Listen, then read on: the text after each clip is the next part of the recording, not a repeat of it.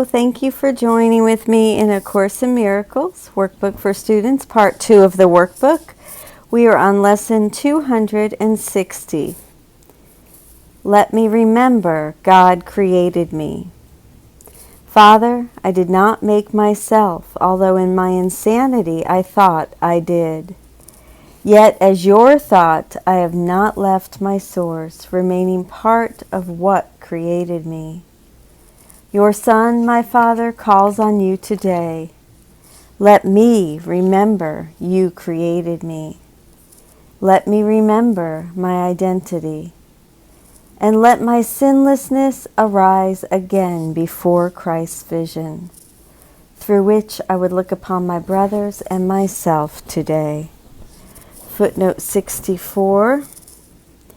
As this prayer makes clear, remembering that God created us is really about remembering what this implies about ourselves.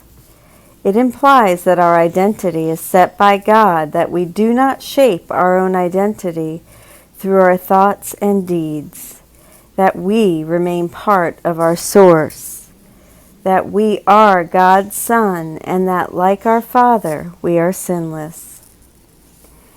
Now is our source remembered, and therein we find our true identity at last. Holy indeed are we, because our source can know no sin, and we who are his sons are like each other and alike to him. And now I will read the commentary by Alan Watson. And this is a book by Alan Watson and Robert Perry. And here's a practice suggestion by Robert Perry, which are always enjoyable. This is my dad's birthday. Let me remember God created me. Think of something you wish you hadn't done or wish you had done better. Try to get in touch with how doing that thing seemed to make you into something undesirable. Perhaps it seemed to make you stupid or selfish or inconsiderate or petty. Then repeat these lines. In my eyes, that action made me unvaluable. Let me remember God created me. I cannot make me unvaluable because God created me. And then choose an attribute that contrasts with the one that you assigned yourself. Because God created me valuable. So in my eyes, that action that I'm thinking of made me unvaluable. Let me remember God created me. I cannot make me unvaluable because God created me valuable or unlovable. I could fill that with 100 different words. So that is a practice suggestion from Robert Perry today. And now we will read the commentary by Alan Watson. In the Course's reasoning, there is an intimate, unbreakable connection between acknowledging our true source, I am as God created me, and knowing our true identity. Once we acknowledge God and only God as our source, all questions about our identity disappear because we are whatever God created us to be, perfect, whole, and complete. Now is our source remembered, and therein we find our true identity at last. If our goal is to remember who we truly are, the only way to that goal involves accepting God as our author. All our false concepts derive from the idea that somehow we made ourselves, or at least have played a prominent role in shaping ourselves. In our insanity, we thought we made ourselves, perhaps we grudgingly acknowledge God as the original creator. And yet we all believe that since that time, we have been the primary factor in shaping our own lives and destiny. I have been playing God myself. We must believe that if we believe in sin, we must believe that if we believe in sin. Would God create sin? Yet if he did not and sin exists, who made it? So whether or not we consciously admit it, we do believe that we made ourselves, if we believe we are anything other than totally innocent and perfect. In sum, we think that God created us, and we screwed things up. Yet, the Course would argue we have not left our source. God is all there is, and everything that is in him. We are still part of him. Therefore, we cannot be what we think we are. We cannot separate ourselves from him as we think we have. Separation not only never happened, it cannot happen. If we simply remember God created us, we will simultaneously remember our identity. Just as the nature of a sunbeam is defined by the nature of the sun, so we are defined by our source. This is what Christ's vision shows us as we look upon our brothers and ourselves. We are sinless and holy because our source can know no sin. We are therefore like each other and alike to him. Let me remember today that God created me. My source defines what I am. I am not defined by my past, by my upbringing, by my unkind words or deeds, nor are my brothers defined by theirs. We are, all of us, defined by God, and what we are is his perfect Son. If you will please close your eyes, and I'll lead us into the meditation, and then after that I will read the section on what is sin. Let me remember God created me. Father, I did not make myself, although in my insanity I thought I did. Yet, as your thought, I have not left my source, remaining part of what created me. Your Son, my Father, calls on you today. Let me remember you created me. Let me remember my identity, and let my sinlessness arise again before Christ's vision, through which I would look upon my brothers and myself today. Let me remember God created me.